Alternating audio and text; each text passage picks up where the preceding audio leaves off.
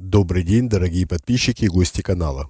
Сегодня с вами я, один из авторов телеграм-канала «Генерал СВР», генерал-лейтенант службы внешней разведки, тот человек, которого вы знаете как Виктор Михайлович.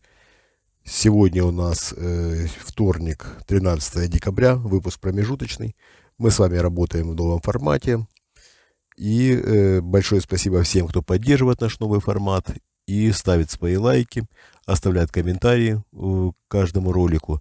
Нам удается прочитать практически все комментарии. Огромное спасибо всем, кто оставляет слова благодарности, свои дельные рекомендации и свои замечания по делу. Всем огромное спасибо, мы всем безмерно благодарны. Так, а теперь давайте начнем. Сегодня таких больших знаменательных событий немного, но большинство из того, что произошло, скажется в скором времени на нашем с вами будущем. Ну, во-первых, давайте рассмотрим ситуацию, в которой Владимир Путин завис буквально в сантиметре от полного фиаско. Это, конечно, ситуация в Нагорном Карабахе. Там кризис сейчас, на сегодняшний день. Ситуация, которую пытается разрулить Владимир Путин, разрешить ее практически невозможно, конечно, теми силами, теми методами, которые есть у президента России. Путин настаивает на том, чтобы стороны до Нового года не предпринимали никаких резких действий. Азербайджан слабо понимает, что хочет от азербайджанской стороны Путин. А вот Армения настаивает на том, чтобы Путин как миротворец решал все проблемы и раз взял на себя обязательства, то будь любезен, впрягайся и решай основные вопросы. Мы понимаем, какой ценой Путин расплатится, если ему не удастся выполнить хотя бы минимальные требования, которые сейчас предъявляет Армения. Пашинян без всяких сомнений выйдет из АДКБ. Это будет прекрасный, конечно, в кавычках, подарок Путину к Новому году. Если это, конечно, произойдет до Нового года. Пока есть некоторые сомнения в этом вопросе, но в том, что это произойдет после Нового года, никаких сомнений нет. Так вот, Путин в довольно серьезном напряжении через МИД, через многочисленных посредников пытается повлиять на ситуацию, пытается через Эрдогана решить ситуацию в Нагорном Карабахе, но на данный момент никакого выхода из кризиса нет. На данный момент, еще раз подчеркиваю, если на вчерашний день договорились договариваться и было некоторое успокоение у Путина, по крайней мере, он уже вздохнул с некоторым облегчением и даже поделился с людьми из своего близкого окружения о том, что все идет вроде бы неплохо. Сегодня новый виток конфронтации, там заблокированы дороги и, насколько я понимаю, перекрыли подачу газа с Армении в Нагорный Карабах, перекрыли вроде бы азербайджанская сторона. Идет активный обмен любезностями. Ну, любезностями, конечно, это сарказм. Предъявляют взаимные претензии стороны. И Путин вертится как уж на сковородке, пытаясь угодить всячески Пашиняну. При этом не имея никаких возможностей, рычагов давления на Алиева. Со стороны смотрит на это на все Эрдоган, специально провоцируя Путина на такие действия, которые могли бы быть расценены Пашиняном как неадекватные, как те действия, которые идут вразрез с интересами Армении. И, конечно, выход из АДКБ Армении и крах АДКБ на руку Эрдогану. Он, конечно, не хочет быть провокатором и не хочет быть, ну, по крайней мере, явным, да, он не хочет, чтобы выглядело так, что он действует сейчас в разрез с интересами российского руководства. У него есть свое видение ситуации, но нет никаких сомнений, что Эрдоган помогает, по крайней мере, дирижировать в этой ситуации Алиеву. Мы не будем сейчас вдаваться в подробности, кто прав, кто виноват. Это действительно огромная проблема, действительно огромная трагедия для двух народов. И Путин, пытаясь манипулировать чужим горем, довольно глубоко влез в эту проблему. Теперь эта проблема стала проблемой Путина. Как, знаете, когда говорят, не рой другому яму, сам в яму попадешь. Так вот, Путин оказался в собственной яме. Теперь пытается разрулить максимально быстрыми темпами. Ничего не получается. Будем наблюдать, что происходит в этой связи.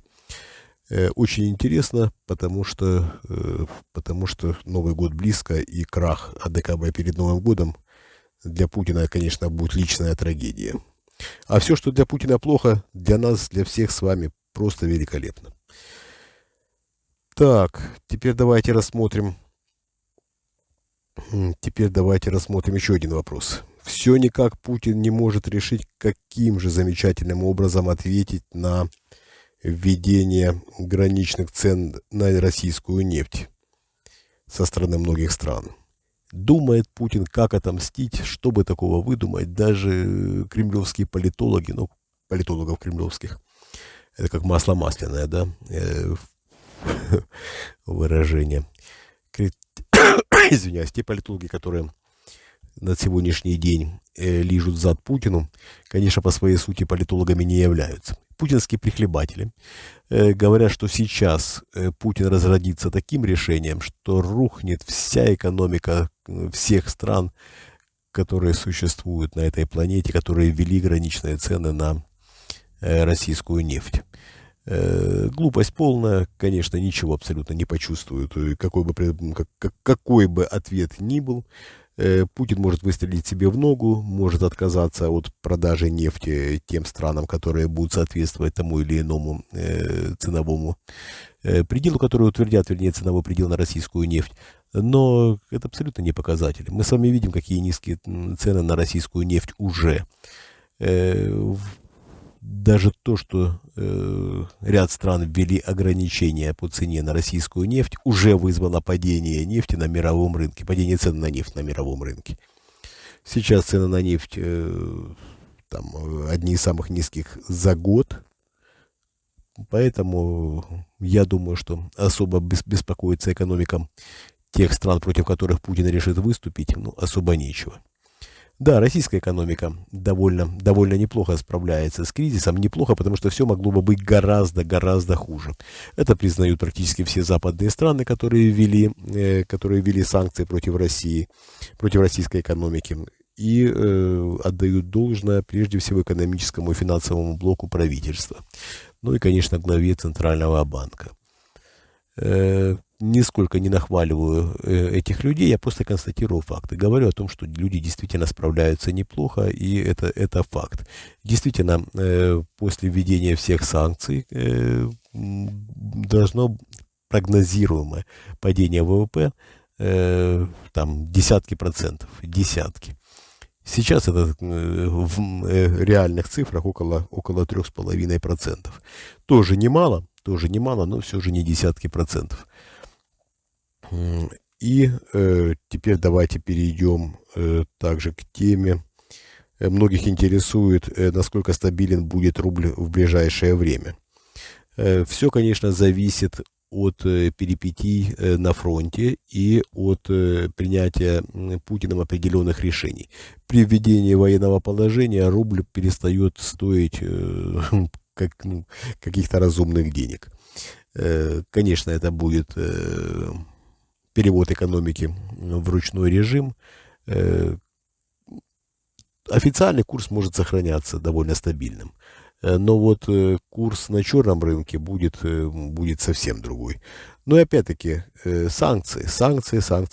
И Россия ничего абсолютно, по крайней мере, относительно тех объемов, которые были импорта, практически ничего не возит. И валюта как таковая не особо нужна.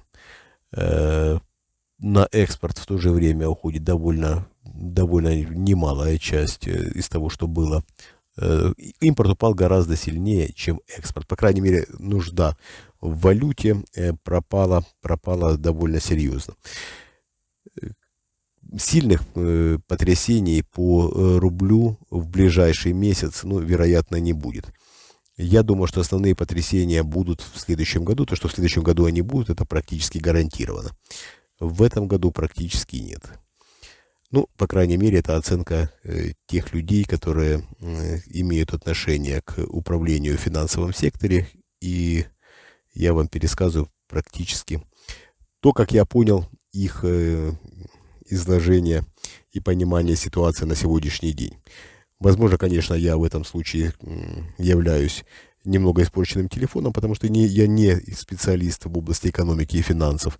А вы все прекрасно знаете, что даже та информация, в которой человек довольно хорошо разбирается, при получении информации он все равно передает ее немножко, исходя из призмы собственного понимания того, что происходит.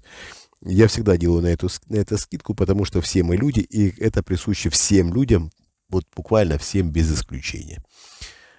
Поэтому стоит, опять-таки, на это обращать внимание.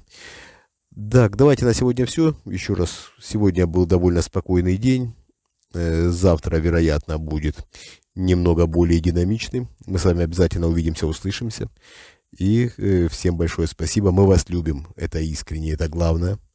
Большое спасибо, что были со мной. Всего доброго. До свидания.